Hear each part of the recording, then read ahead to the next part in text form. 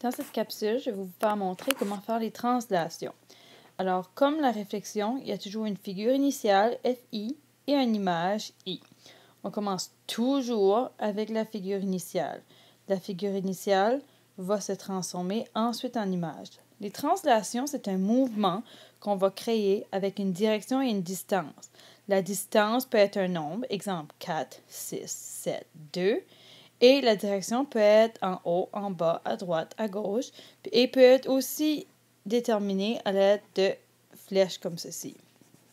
Une bonne translation a toujours seulement deux distances et deux directions. Par exemple, on appelle ça comme une espèce de code. Pour la figure initiale, le carré rouge, je voudrais qu'il fasse une translation de 3 à la droite et 2 vers le bas. Ça, c'est un bon code. Un code qui serait un mauvais code est par exemple 3 à la droite et 2 vers le bas et 3 vers la gauche. On est en train de faire des directions pour rien. Donc, dans ce cas-là, on demande toujours seulement 2 directions et 2 distances pour faire une bonne translation. Alors, je commence avec un coin de ma figure initiale. On va dire que je commence avec ce point-ci. Si je commence avec ce point-là, ça veut dire que je dois terminer avec ce point-ci. Donc, je vais faire 3 vers la droite et 2 vers le bas. Donc, mon point est rendu ici. Ça veut dire que mon rouge, 1, 2, 3, 1, 2, mon rouge va être là. Mon point jaune, 1, 2, 3, 1, 2, il va être ici. Et mon coin vert, là. Alors, si je le trace, mon image sera ici. Alors là, je viens de faire la translation du carré rouge, figure initiale, jusqu'à son image, carré rouge en bas. Je vais en faire un autre avec le triangle cette fois. Le triangle va faire 2 par en haut et 4 vers la droite.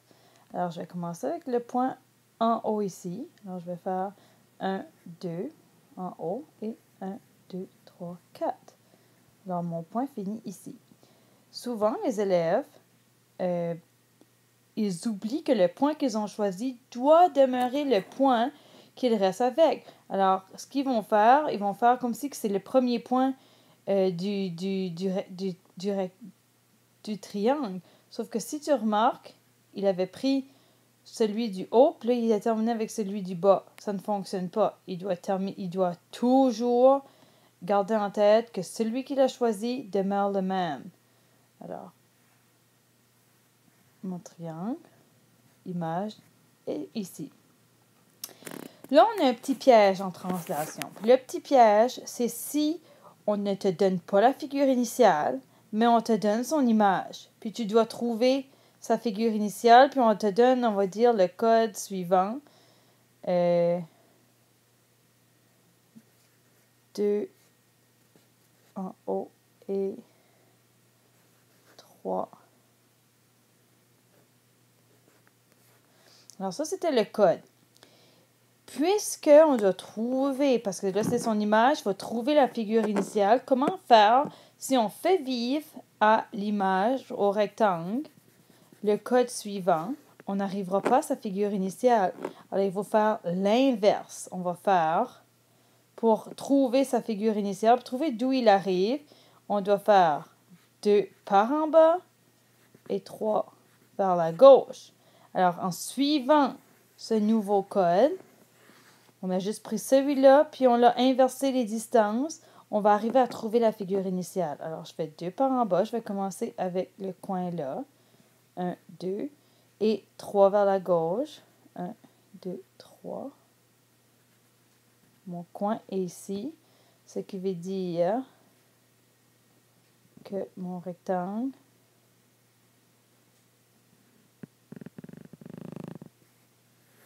est là.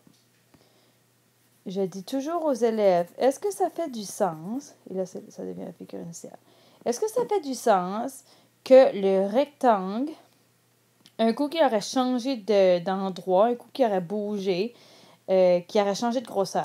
La réponse est non.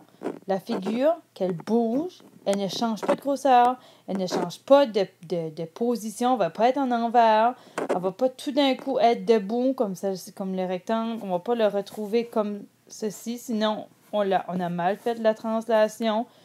Lorsque l'objet bouge avec le col, c'est seulement un glissement. C'est comme si on le glisse sur une table puis il se retrouve à un autre endroit.